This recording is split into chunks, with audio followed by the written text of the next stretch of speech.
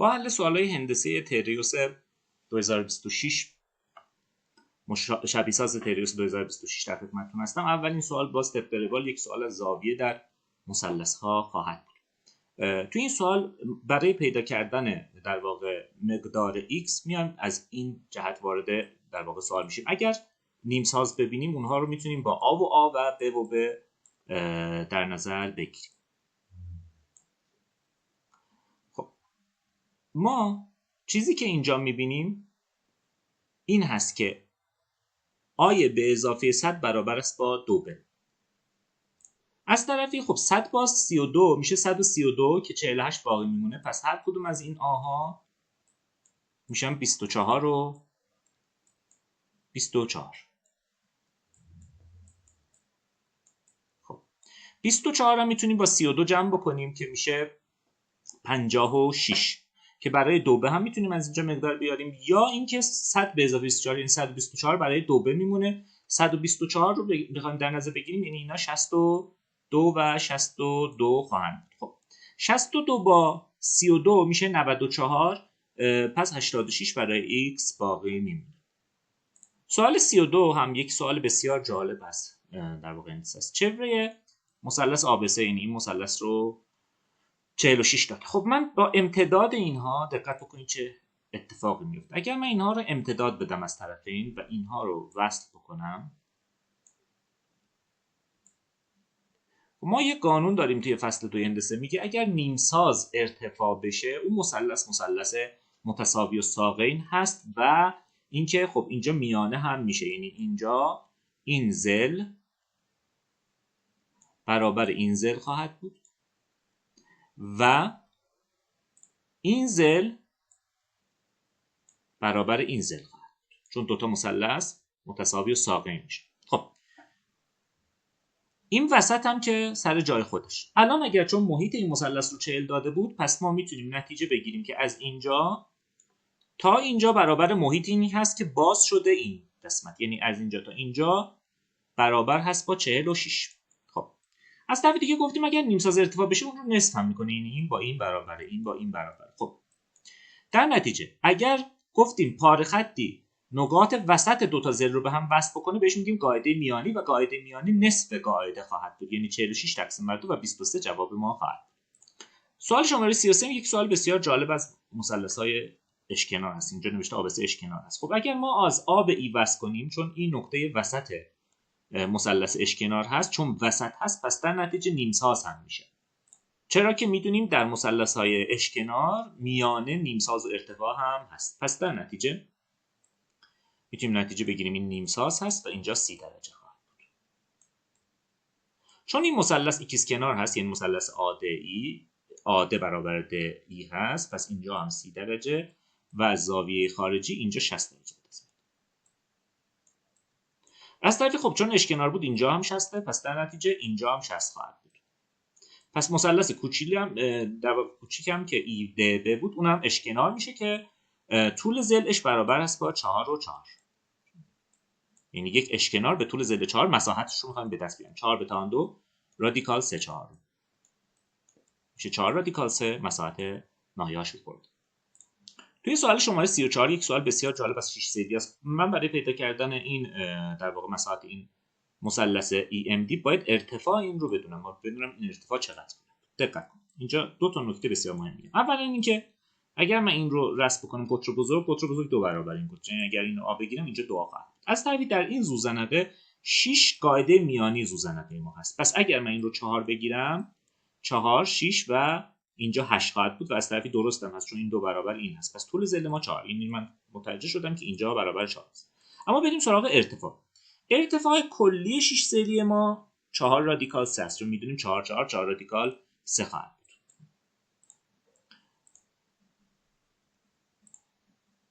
خب این 4 رادیکال 3. اما تفکیک ارتفاع رو نگاه کنید ببینید به چه صورت تفکیک می‌کنم. این نصفش میشه 2 رادیکال 3. نصف بالا میشه 2 رادیکال 3 ولی نصفش رو داریم تو این ارتفاع، یعنی رادیکال 3 هم از اینجا داریم که میشه 4 رادیکال 3. مساحت این مثلث میشه 4 رادیکال 3. 4 ضرب در 3 رادیکال 3 ارتفاع ما 3 رادیکال 3 است. این قسمتش 3 رادیکال 3 تقسیم بر 2 که میشه 6 رادیکال 3. اینم سوال خیلی خیلی خوبی بود، جوابش هم گزینه بی میشه. خب بریم سراغ سوال 35. تو سوال 35 ما اینجا تو این مسئله نایاشورده که میبینه یک کلبک یا همون یک پروانه میبینیم که اینجا 4 اینجا 12. پس اگر از اون استفاده بکنیم نسبت اینجا 4 به 12 کا به 3 کا میشه. خب از اینجا خب 4 رو از 12 کم بکنیم، برای 4 کا 8 میمونه.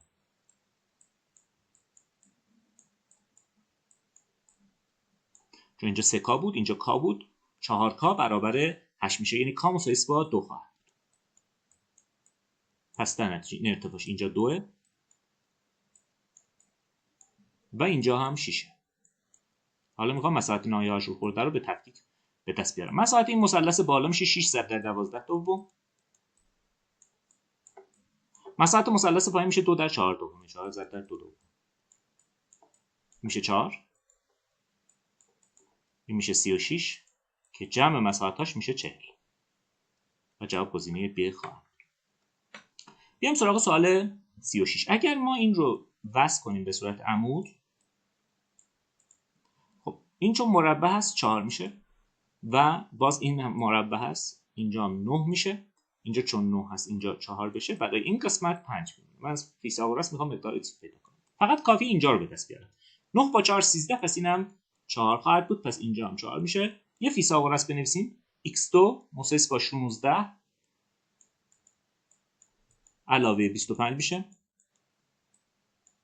که میشه 41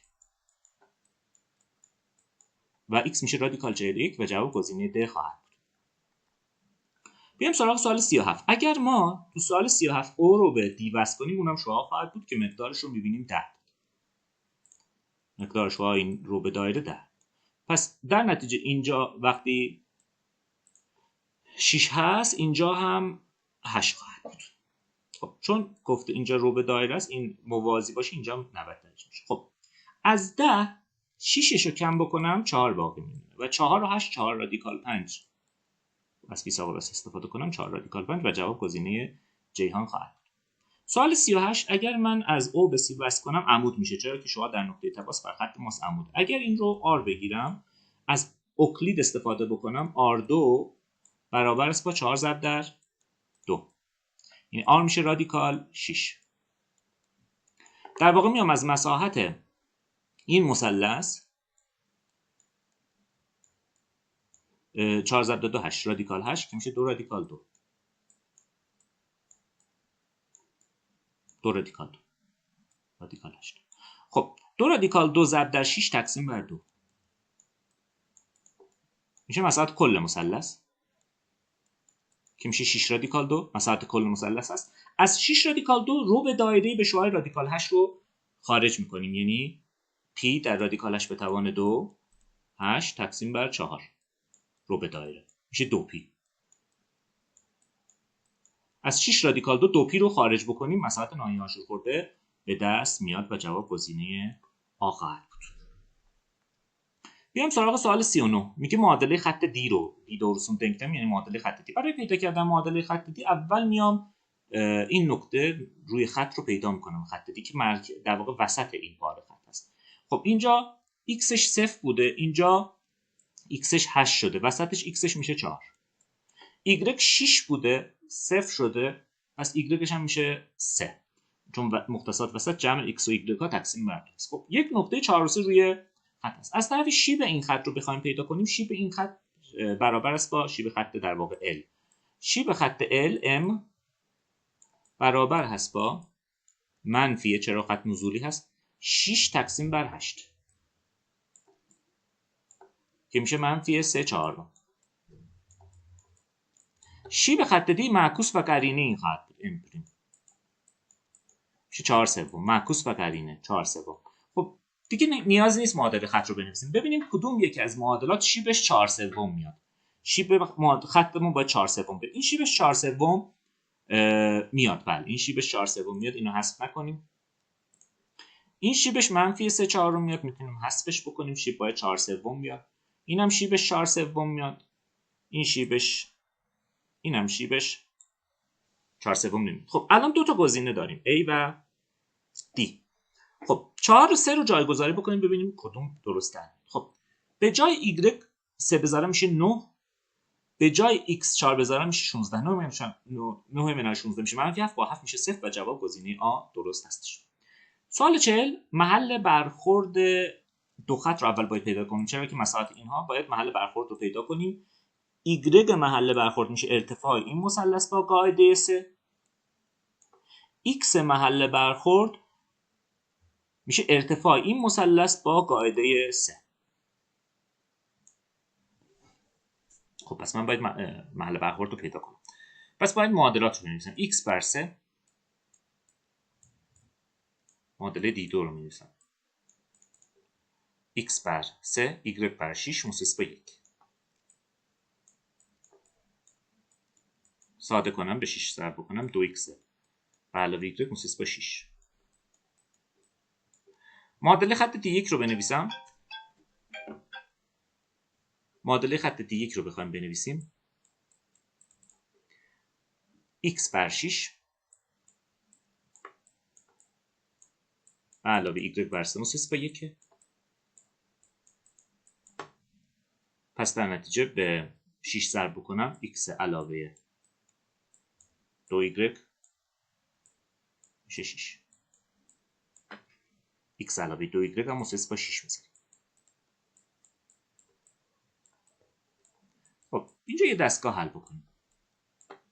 مثلا برای پیدا کردن x معادله پایین رو در منفی 2 برای پیدا کردن y معادله پایین رو به منفی 2 ضرب بکنم اینا با هم ساده میشن.